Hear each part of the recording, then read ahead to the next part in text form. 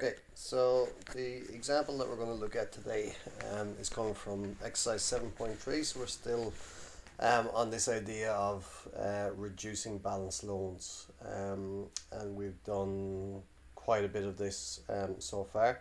The two examples we're going to look at today is to do with the repayments and what happens when you change the repayments. So if you bump the repayment up, what happens to the term of the loan and the amount of interest you pay. If you decrease the repayment, what effect does that have on the loan as well. So our setup here, so this is worked example 9 from that exercise 7.3. Our setup is pretty familiar. So we've got a reducing balance loan. Like I said, we've done that extensively already, where you get a sum of money from the bank is charging you interest on it, and you have to make regular repayments to bring the balance down.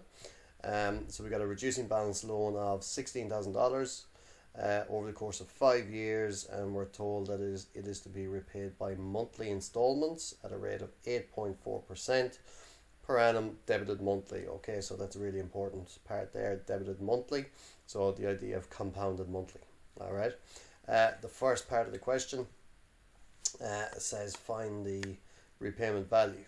Okay, so we need to figure out how much do we have to pay every month to pay off this loan, to reduce the balance of this loan to zero.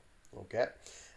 Part B, C, and D of the question, we're going to explore what happens if I increase that payment. But first off, let's find that repayment value. Okay, so if we're looking to find that repayment value in terms of the finance solver, we're going to be looking for PMT. Okay, so we're going to leave the value for PMT.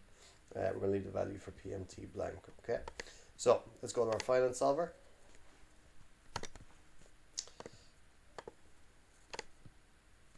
Okay, now N is the time frame that we're talking about in the question. Okay, so we're talking about 5 years, but it's compounded monthly, so that's going to be 60. The interest rate for the question was 8.4%. The present value is the amount of the loan, so that's $16,000. So present value is $16,000. That's a positive because that's money that the bank is given to you. PMT is any regular payments, which is what we're looking for in this question. Okay, so that's what we're looking for in this question. Future value is going to remain zero because we want to find out how long is it going to take to pay off this loan. So when we pay off this loan, the balance of the loan is obviously zero. There's nothing left to pay on it. Okay.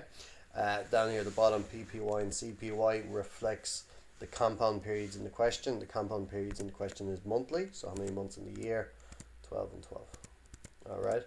So in order to pay off this loan over the course of 5 years, we need to pay $327, and we'll go to 2 decimal places. So $327.50 every month in order to pay off this loan. Now, before I go on and do part B, C, and D of the question, I'm actually going to do a couple of calculations with this figure that are going to come in useful later on. Okay, so you pay $327.50 every month for 60 months. Okay, so $327.50 every month for 60 months.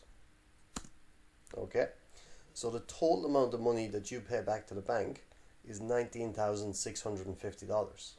Okay, but how much money did the bank give you? So the bank gave you 16,000. All right, so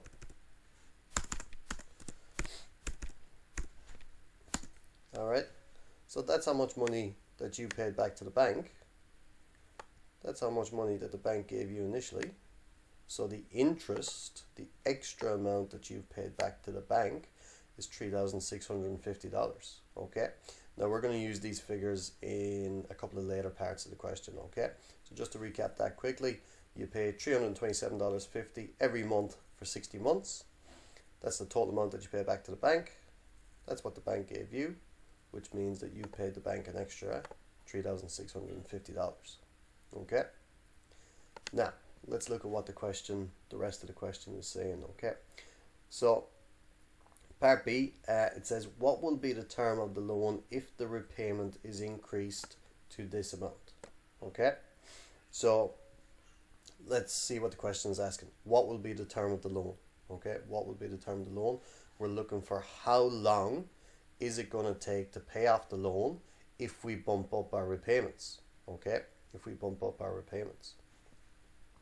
So let's go back and have a look at our finance solver. So our new repayment is $393.62. Okay. All right. So how long is it going to take to pay off the loan if we bump up the repayment? So how long? I'm going to leave n blank. All right. Interest rate's the same. It's still the same amount of money. Okay. We're bumping up our repayment. Okay. So our repayment is being bumped up to $393.62. Okay. The future value is 0 because we still want to pay off this loan, and it's still monthly. Okay. Everything is still compounded monthly. So if we bump up the repayment, okay, if we bump up the repayment, remember originally, with the original repayment, it was 60 months. Let's have a look and see what happens now. Okay, so we've bumped up our repayment, all right, which means that we're going to pay off the loan quicker. Okay, so originally it was 60 months, whereas now it's 48 months. Okay, so let's round that to the nearest whole number. So it's going to take us 48 months. So when we bump up the repayments, if we pay back more every month, it means that we're going to pay off the loan quicker. Okay, so that's gone to 48. That's gone to 48 months. Okay, so we've found the repayment value originally for 60 months. We've found what the new term of the loan is going to be if we bump up the payments.